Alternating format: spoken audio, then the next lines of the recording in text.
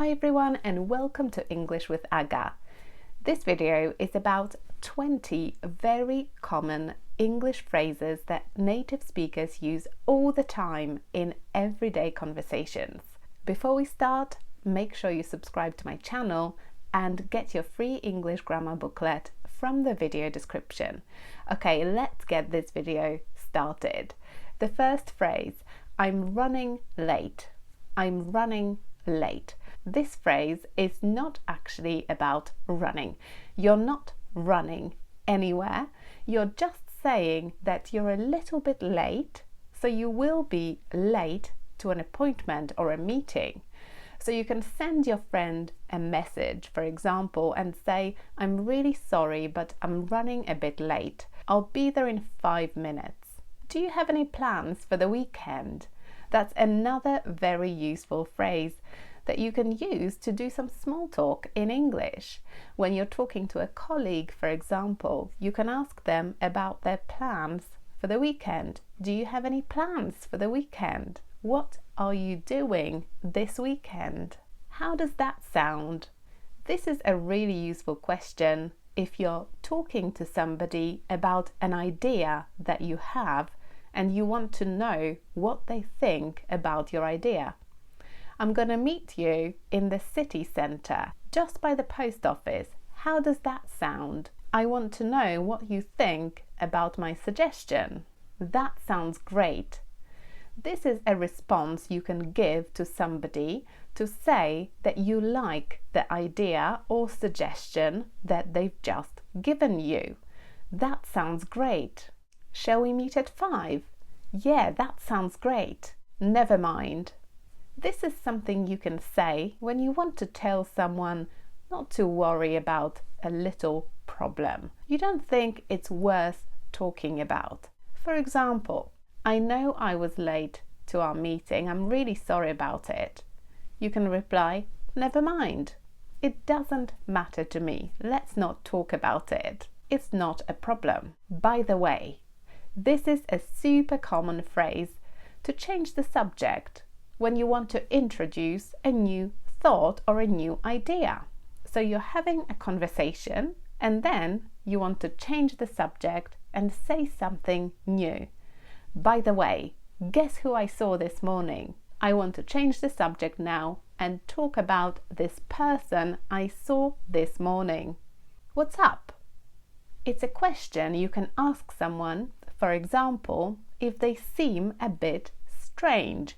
They might seem a bit upset and you want to know what's wrong with them.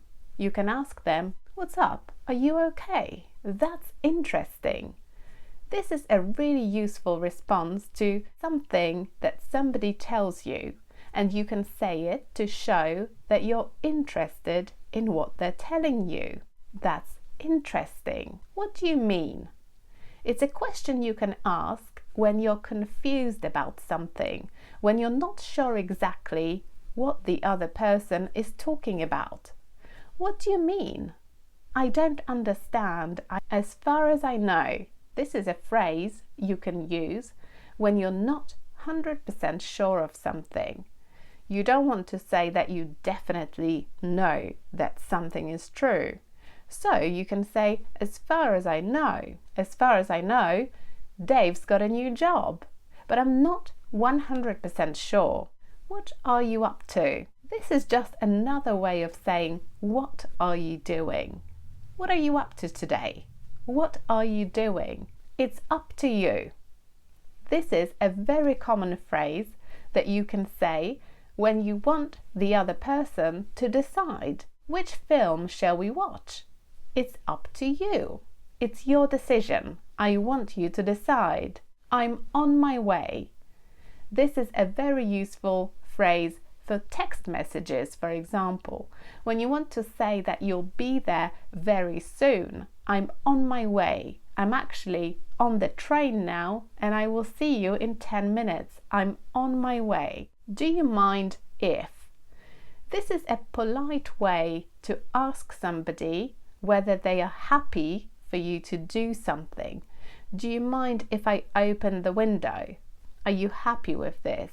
May I open the window? Do you mind if I go now? Is it okay for me to go? I don't mind. This is a really good response you can give to somebody when you don't have a preference. So if somebody asks you, for example, would you like coffee or tea? You can say, I don't mind. I can have either. I don't have a preference. That sounds familiar. This is something you can say when somebody is telling you about something that you kind of know about. They're telling you about a film and you're not sure exactly if you've seen it, but it's something that you've heard about a little bit. So you can reply, yeah, that sounds familiar. I can kind of understand what you're talking about, but I'm not sure exactly. Hold on. It's just another way to say, wait, I bet. I bet is something you can say when you're very certain of something. I bet John will be late to the meeting. I am 100% sure that he will be late because he's always late. I wouldn't be surprised if. That's another very common phrase when you're certain of something. I wouldn't be surprised if John was late to the meeting. It wouldn't surprise me because he's always late. I wouldn't be surprised if he was late. Note that this is the second conditional, so you need the past simple in the second part of the sentence. I wouldn't be surprised if he was late. And the final one, I'm having second thoughts. When you say you're having second thoughts, it means that you made a decision in the past, but now you're not sure if it was the right decision. So I was going to buy a new bike, but now I'm having second thoughts because I've realized that bikes are really expensive and I'm not sure anymore if it's the right thing to do.